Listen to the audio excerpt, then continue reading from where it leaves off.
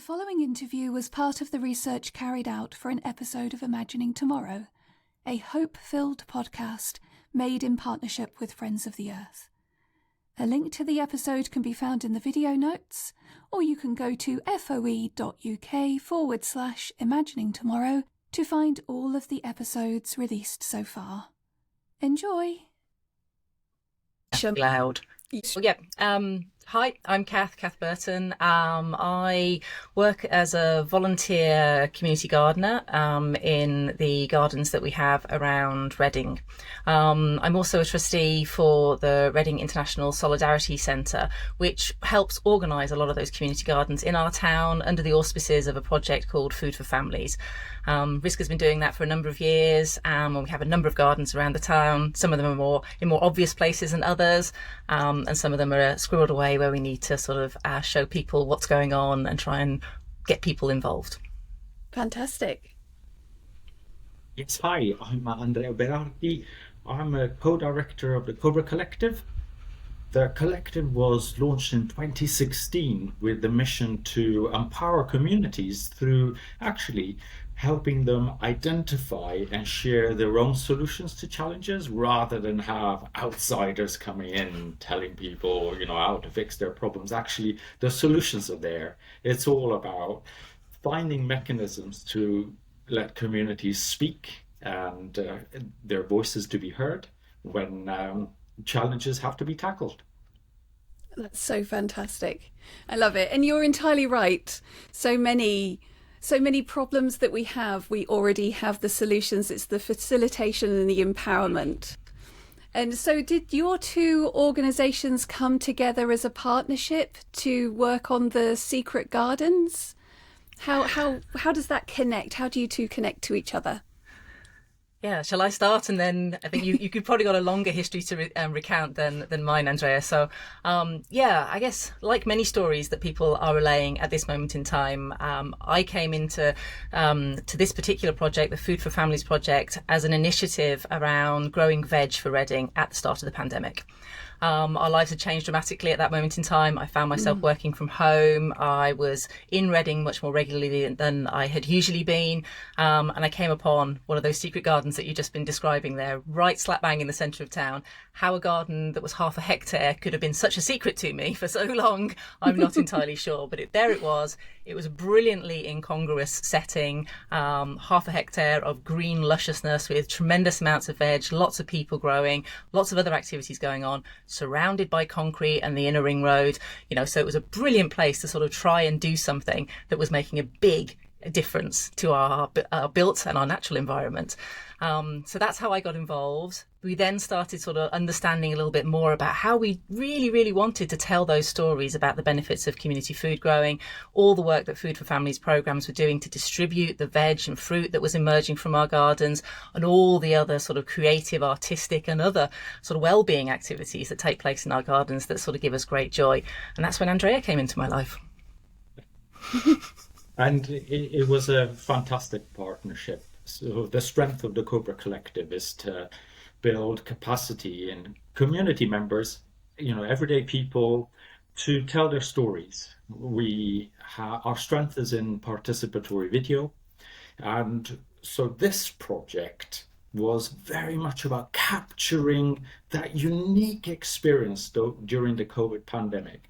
We were all restricted to our homes and then could only go out briefly, but community food growing was one of the few things that we could do outdoors. It was allowed, and so that was a unique experience that we needed to capture because it demonstrated the resilience that is in our communities and how we ourselves in times of crisis can mobilize to actually make life better for the most marginalized.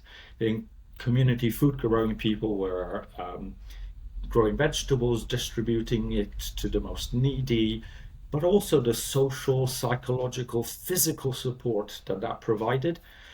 But that was a brief period and we were desperate to capture those stories. So we had a project where we trained community members in going out there to do community food growing activities and creating these little videos.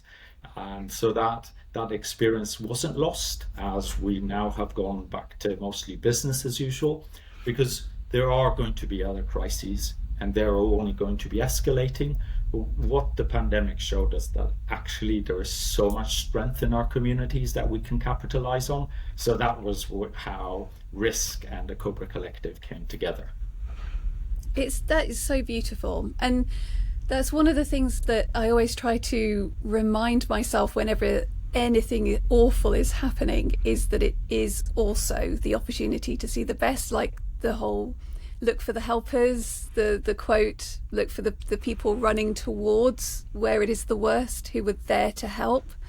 It is a beautiful thing, and I have so many mixed feelings looking back on the pandemic for that very reason. And it feels like the project that you did, I've watched quite a few of those videos, and it reminded me of like little flowers growing out of cracked concrete, but in kind of community and visual form. Does that make sense? That's what it really felt like. Yeah, it makes a tremendous amount of sense to me, especially, and sort of thinking about, I'm going to use the phrase radical hopefulness, which came up a lot in our project. And I think what you're describing there, let 1,000 flowers bloom, even if they're in the really roughest of looking situations, something good will come of that, with a little nurturing, with a little kind of care that's given.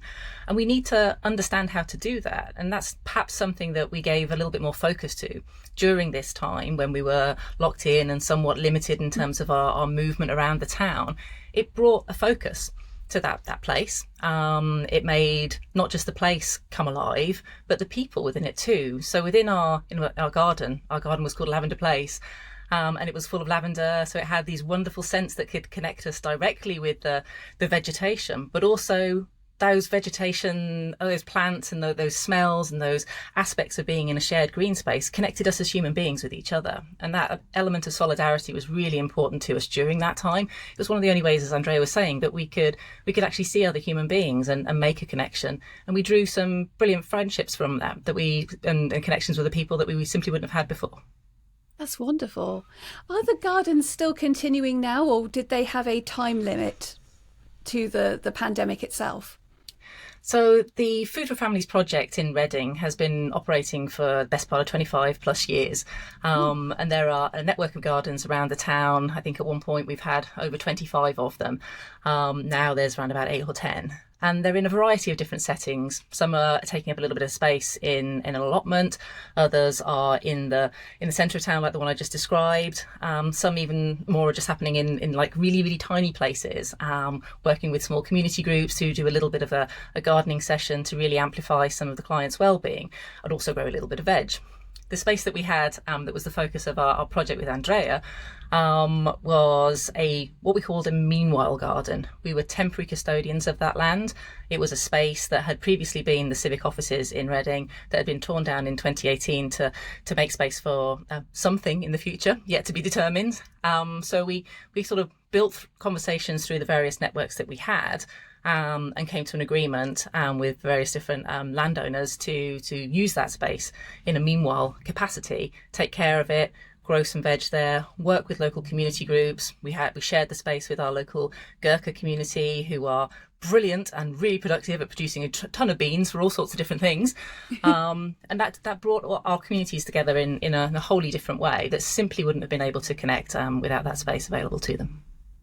So one of the questions I have is about the obstacles to projects like this. And the first thing that sprang to mind was when you were speaking then was landowners, that in our country, and indeed in many places around the world, there is a massively reduced amount of commons land. And this is something I have a very personal bee in my bonnet about. I'm still angry about the enclosure. Even though it was hundreds of years ago, I'm still angry. But that's one of the things that is a major obstacle, isn't it? The fact that there isn't a huge amount of land that is just available. And one of the things that really attracted me to this project was the fact that they were tiny, and even tiny spaces can have a huge impact. So in terms of obstacles, how do you get over the land obstacle, and what other obstacles are there, and how do you overcome them? And that's open to both of you. In terms of obstacles, I think the biggest challenge is actually dealing with the various landowners. So actually local authorities own quite a lot of the land, and often they are desperate for you to take over the management of this land because they are running out of funding, and they would love you to maintain it. So actually there are huge opportunities there. And as you said, even very small parcels can have a huge impact. See it almost like urban acupuncture, that you can have a very targeted intervention in an area that has ripple effects throughout the community, benefiting mental health, physical health with all the exercise people are doing, but also creating that connection with people.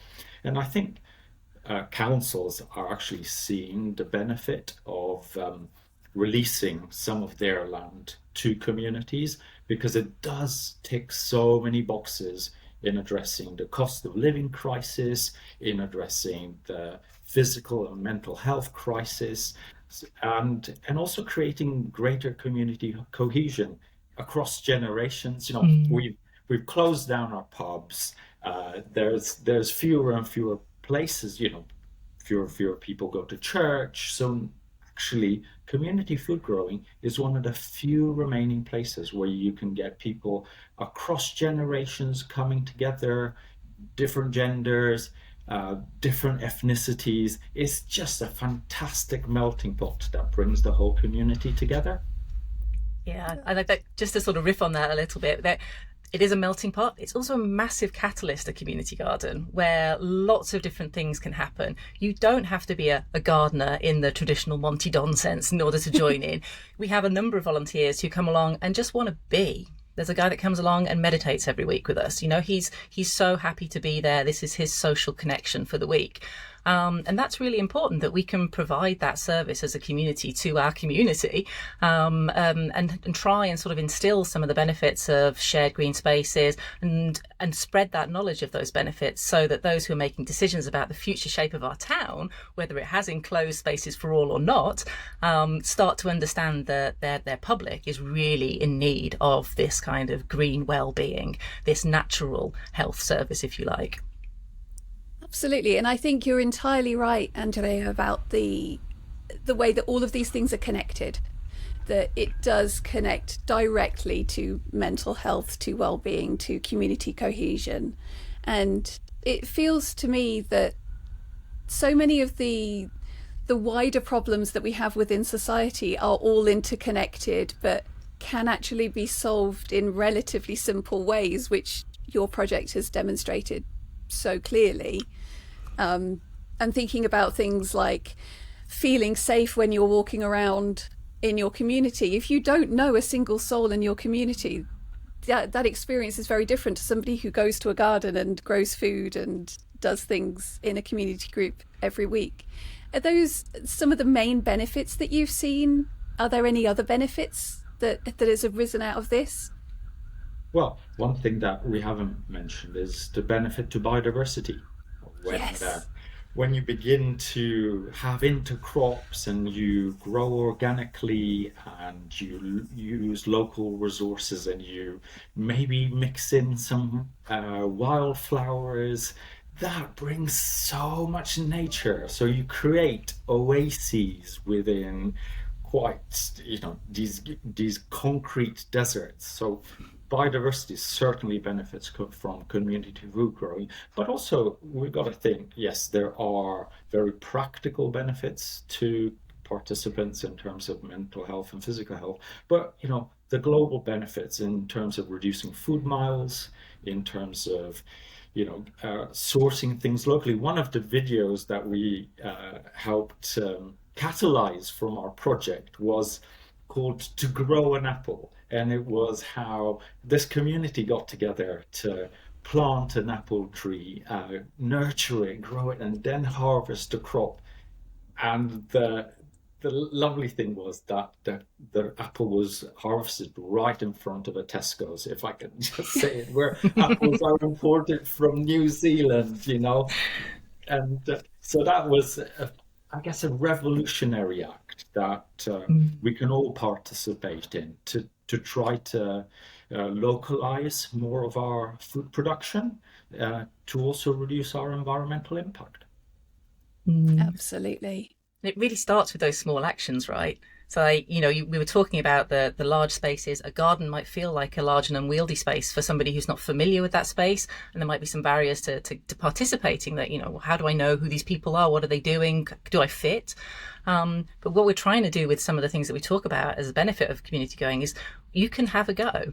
You can learn a little bit about how to create some compost, to pot up a small pot, put it on your windowsill, put it on your balcony outside your front door. You can take that first small step and it'll be a really powerful act that you make in terms of all things that you're thinking about for your own health and well-being, but also the health and well-being of our planet. Absolutely. I mean, the increase in biodiversity, absolutely. I could not agree more. And it's just such a joyful thing. I was wondering, when you actually have established a garden, do the people, because there's always going to be somebody locally who knows a lot more about growing plants, or at least you hope. Do you find that you have some people who just naturally take on the role of teaching others? How does it, what I'm wondering about is how much formal organisation is required, or whether it just organically organises itself? It's a really good question, and I don't think one community garden is the same as another, to put it frankly. In our context, that Food for Families project has a number of garden tutors that are assigned to specific gardens. They're responsible for trying to work out what crops we're going to grow, trying to recruit volunteers to come along, running sessions so that people can feel all of those benefits that we've just been describing in terms of learning what grows well, when to put seeds in the ground, when to harvest, etc. So there's a little formality there. There are plenty of other groups that we know of that are just doing things on a really sort of more informal basis. It might be a couple of neighbours that put a window box out and say, let's grow some lettuces here. We think it might be worth giving it a go. And that kind of just, as Andrea was saying, that kind of ripples out. Well, what's going on over there? That's intriguing. Let me find out a little bit more. And then you can start having those conversations. So growing as a conversation starter is a really, really valuable thing to sort of promote social cohesion and sort of break down any barriers between people in society. And I think it's one of the things that really, that's the unifying thing across all community gardens, is that there's that aspect there, but they'll all operate differently depending on their local situation. Yeah, that's a really good point. No, I was going to say that that knowledge exchange between community members, you could have experts in one area, but actually community food growing is so diverse, and there are so many different challenges and so many different crops. Where Kath was saying earlier about the involvement of the Gurkhas in the Lavender Place growing, well, that experience was invaluable, bringing in crops from Nepal and exchanging ideas with maybe a British OAP who's been growing crops for decades, and that hybridization of knowledge creates some spectacular results sometimes. And so that's the Community Knowledge Fund that we're currently working in with support from the Young Foundation. It's all about creating spaces for that knowledge exchange and doing community-led research about what works, what doesn't work, capturing this as a video, exchanging these videos with each other so that knowledge isn't lost. I think that's a really excellent point, because there's certainly, I think, probably, I'm in my late 40s now, but I feel like there is so much that I just don't know, because my parents were working, they weren't gardeners. I have a garden, I don't know what I'm doing, I have no idea how to do any of this stuff.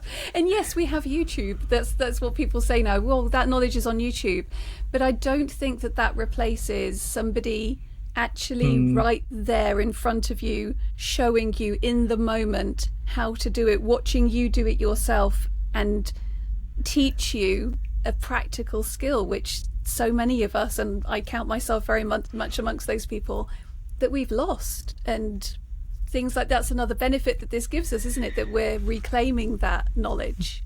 Yeah, and I think that knowledge that maybe is innate in all of us. So you say you don't know what you're doing. You absolutely do. You've got a real affinity with the natural world. You're a human being, and you'll tap into that energy when you get out in your garden. You'll find points of joy that make you want to do something that's really, really elaborate or really quite small, but you'll be there and you'll connect. And I think that's the brilliant thing about community gardens, as Andrea was saying as well. We can connect regardless of how much knowledge you have, regardless of your background, regardless of what you're doing right now. And there's always a way to extend that knowledge into a new learning. So as much as there may have been really good farming techniques that those Nepalese Gurkhas were bringing to our weird urban space in the centre of Reading, there was an element of having to deal with the really poor substrate that we were working on, which turns out was not dissimilar to growing up a mountain in Nepal. So that you just don't know when those connections are going to reveal themselves, and that you can see that abundant possibility in the land. So beautiful. It was just But makes me so happy. You have to come and experience it. I think that's the thing. You know, we talk about getting would stuck love in to. and digging in, but getting your hands in the ground, there's no substitute for it. You learn so much that way. Absolutely. And that's actually my next question is if you wanted to do something like this locally, because our listeners are going to be all over the world potentially. If you're listening to this and thinking, that sounds amazing, I want to do that. Where do you start? How do you make these things happen? I think this is probably the next sort of 10 years, right? Well, the way, for example, things have started in my village is very enthusiastic individuals, not actually connected with any formal organization, identifying a green space that looked a little bit neglected and saying, well, can we do something here, plant some herbs, plant a few tomato plants? So they went on our local Facebook community page, said, can we ask who manages the space? So it's the council. Can we have permission to plant a few things? The council said, yes, feel free.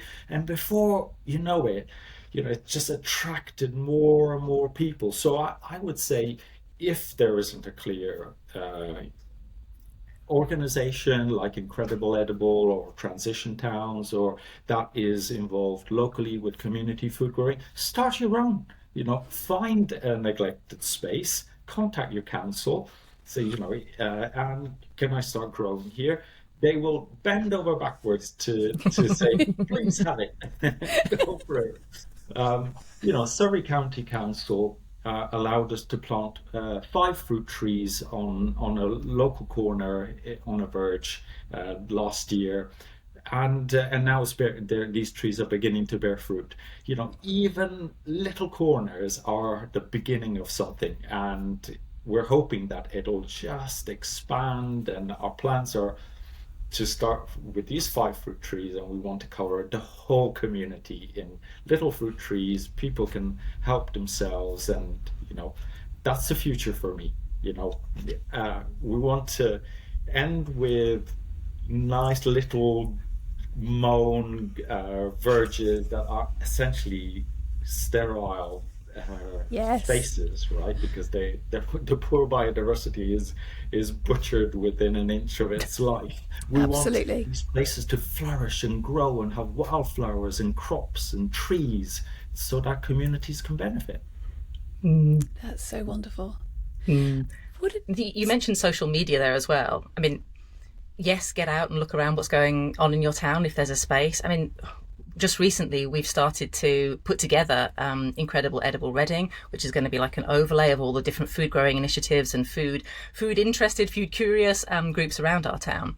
And it has been tremendously eye-opening how many other aligned but not quite the same activities are going on. So as soon as you start putting that message out there that there's something that connects you, we've all got to eat. The byline for Incredible Edible is, if you eat, you're in. It really is a conversation starter to sort of say, well, what are you doing? How could I get involved? And you don't have to go all in. You could be sitting at home being a keyboard warrior, sending off all of your messages to the council to stop spraying the verges, you increase that biodiversity, or you could come along for an afternoon for a couple of hours and dig in the soil or meditate.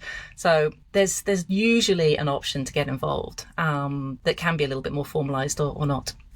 That sounds fantastic. Is there funding available for groups that want to set up gardens? I'm thinking about things like compost and I imagine people can bring tools, but not everybody will have tools. Getting things started off, are there pots of funding available that you know of? There tend to be quite small pots of funding for the very things that you've just been describing. So the RHS might run various different schemes and projects where there'll be a small amount, a couple of grand to get things off the ground. They'll provide you with the tools and the materials. They won't necessarily provide any coverage for somebody taking the time to pull all of that together. And I think that's the real challenge, that a lot of these grassroots-based activities and groups are getting involved in require a lot of time. There's a lot of organisation that's unseen. We're there like those mushroom networks that are sort of pulling all of the different elements together to grow the thing that pops out of the ground. Yeah. But that requires some resourcing, and that often requires some funding to get people to be involved, and rightly so. And that's really the challenge, actually getting core funding to keep all of those projects alive. There's no shortage of funding for spades and compost. Yeah, absolutely. That is the biggest challenge at the moment.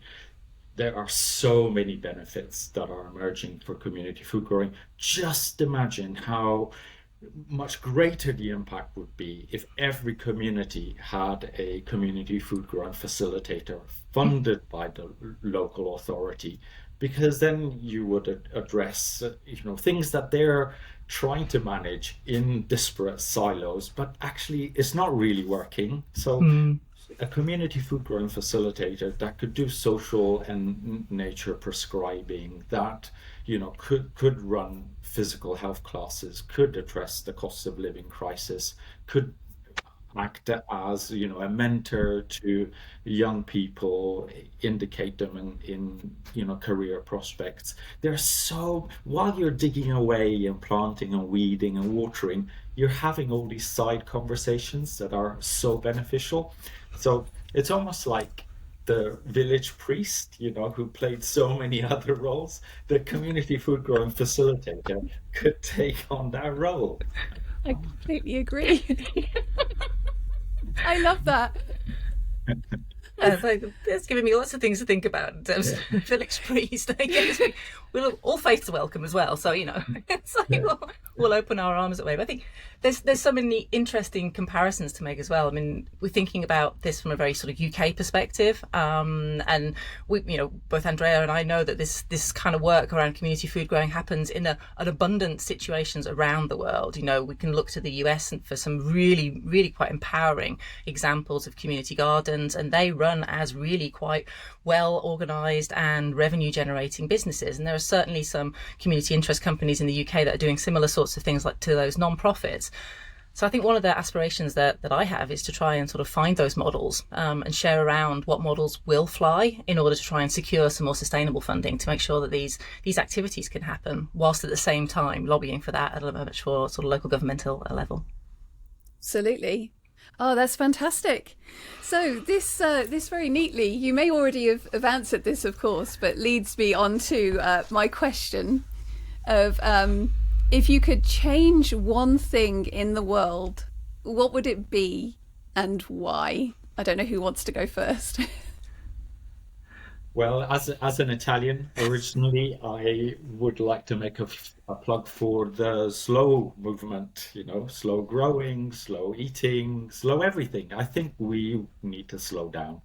And community food growing is a great way of slowing down, taking us off our mobile phones, our busy work lives, the internet, and just going out there, listening to the sound of nature, the sound of your fellow community members. You don't necessarily have to have an intense conversation, but just being there, present with each other, and participating in a joint beneficial activity, slowing everything down, slowing your heartbeat down, just your pace of life, breathing in the fresh air.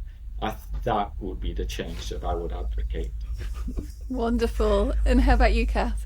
Well, we didn't talk about this, but I thought if I could invent a global pause button, that would be a really powerful thing for everybody to have. And it kind of really echoes what Andrea is saying. So that opportunity to stop, to bathe in a forest if you've got some trees around you, to be in your garden pondering about things, to see what all the crazy bugs are getting up to see what shoots are coming through the ground, and just gather those thoughts of your own, gather the thoughts that the garden might be having itself. That doesn't sound too esoteric.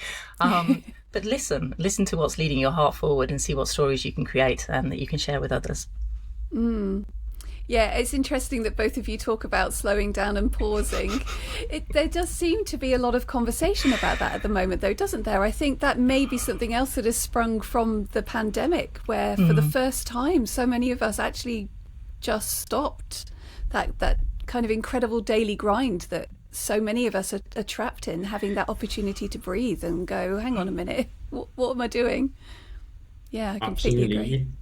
Even though on the surface it looks as if we've all gone back to business as usual, I can feel an energy in my community. People want to get more involved. I think values have changed, priorities have changed. There's been a shift suddenly where people want to get off that treadmill and want to participate more actively in their own community because they've seen, how important that was during the pandemic, and we will need more of that in the future. Yes, I couldn't agree more. So I know that Kath, you would like to invent a pause button. That would be incredible technology.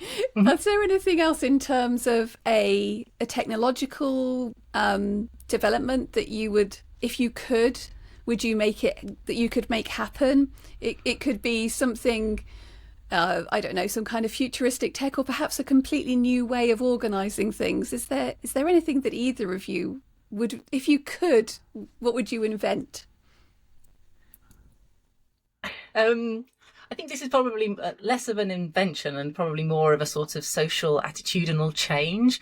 If we could try and eradicate the idea that a dirty carrot's a scary thing, that would be a wonderful objective for us as community food growers. And it has been really eye-opening over the past couple of years to have conversations with people who are unsure about where veg comes from, for a start. And I had one conversation with somebody who said, well, yeah, I really love what you're doing in community gardens, and I love that there's veg being produced for others that can't grow that themselves and are in need, but I really don't trust that dirty carrot with the tops on it. It gives me the creeps. I'd rather go and buy the really bright orange ones from the plastic bag in the supermarket. And I could not get to the bottom of what was really bothering him. But there's something about that kind of distrust that we have in our land, and trying to put the positive stories out there, I think, is part of our mission as well, to say that the dirty carrot's your friend is probably more friendly than the bright orange carrots in the plastic bag,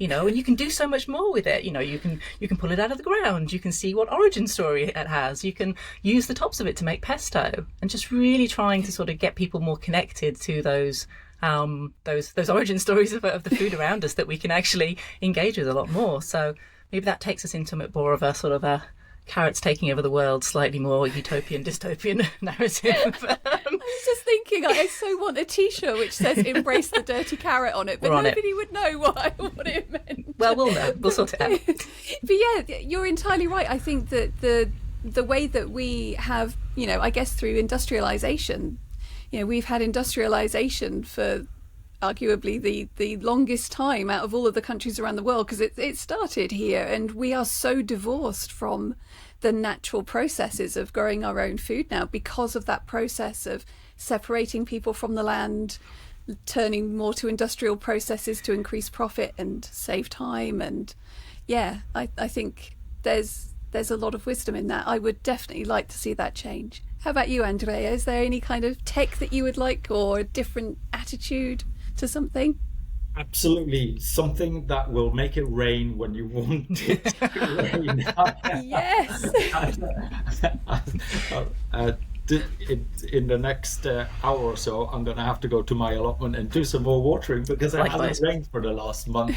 So, that is the big challenge that we're all facing, and it's going to get more serious. We're going to get more droughts, more extreme heat waves. Yes. So how do we keep these places alive, our precious food alive, with dwindling water resources? I think we need to think outside of the box and start thinking, how do we capture rainwater, store it? How can we distribute it more effectively? So we've just taken over a site next to Staines railway station, donated to us, given to us in a lease for community food growing by Southwest Railways. Fantastic. Wonderful. So they've handed over land that they no longer have to maintain. It's given to the community for growing. And it's generated ideas. Because it's a micro site, we can't really collect water on site, and there's no running taps or anything. But we're surrounded by buildings. So it's about maybe thinking of ways of integrating the rainwater harvesting network in a locality from people's roofs, so that we can nurture these struggling growing spaces with a little bit of water. So that's my invention that I hope somebody can come up with, some networks rainwater harvesting system for community food growing. Wouldn't that be wonderful?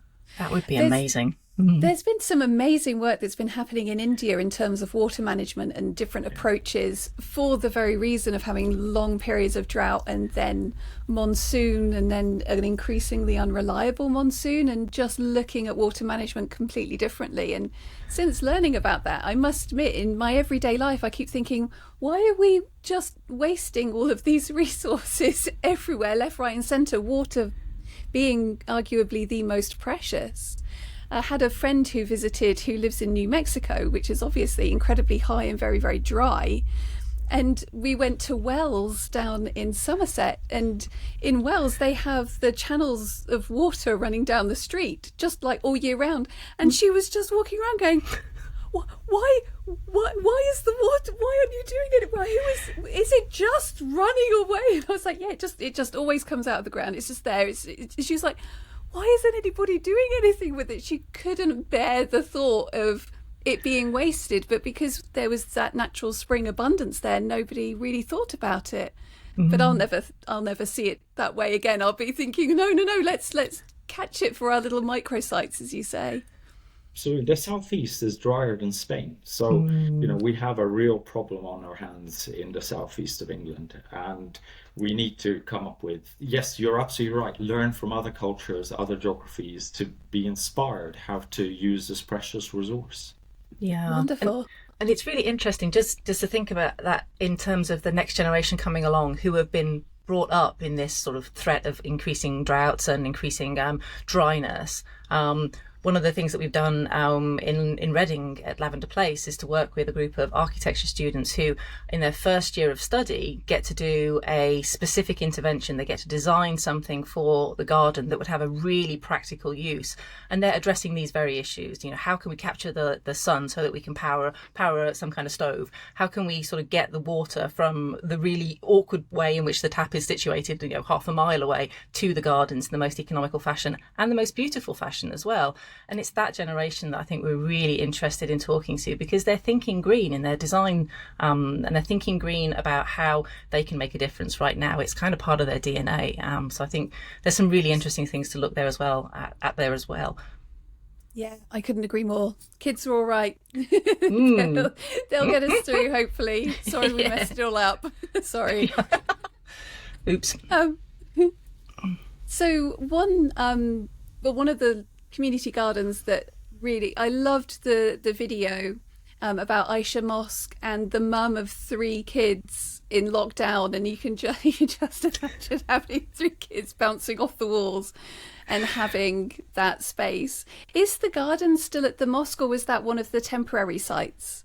No, the garden is still at the mosque, and I'm happy to say that it's thriving. And Sophia has done lots of work there, and we've got a garden tutor installed at the mosque now as well. So Wonderful. they are doing brilliant work. Shaheen is one of the best community organisers I think I've ever encountered, and is doing fabulous work to bring in not just the mosque community to do the gardening, but others from our garden. We had a number of non-gardening based activities taking place. We had a sculptor in residence. He now does lots of courses at the mosque and has learned some elements of Islamic design and sculpting techniques that he's now sort of, he's co-creating that knowledge with the mosque community. So there's that really fabulous artistic, creative knowledge exchange that's happening, but as a result of bringing people into that space to garden. That's so wonderful. It's like cross-pollination on every level in so many different aspects. That's really beautiful. Yeah. That's fantastic. Thank you so much. I'm so heartened. It feels like my heart is being filled back up. I'm so glad that you're working on these projects. It's beautiful and inspirational. And thank you so much for your time today, sharing what you're doing. I'll make sure that the details for how to find your organisations are in the show notes. And if people are nearby, they'll be able to come and help and join in. But thank you so much. Thank you so much, Emma, for allowing us to tell our story. Yeah, thank you so much. This has been a joyous occasion. Wonderful. Well, thank you. And that's it. That's all we need to do for today. That was beautiful. Thank you. This is such a nice project. Well, thank you. I mean, yeah, this was a brilliant opportunity, and really lovely just to sort of share some joy about what we do with you. So thank you for that. You can find other research interviews in the Imagining Tomorrow playlist, or go to www.foe.uk/Imagining Tomorrow to find the episodes released so far, or go to your podcast provider of choice and search for Imagining Tomorrow. Bye!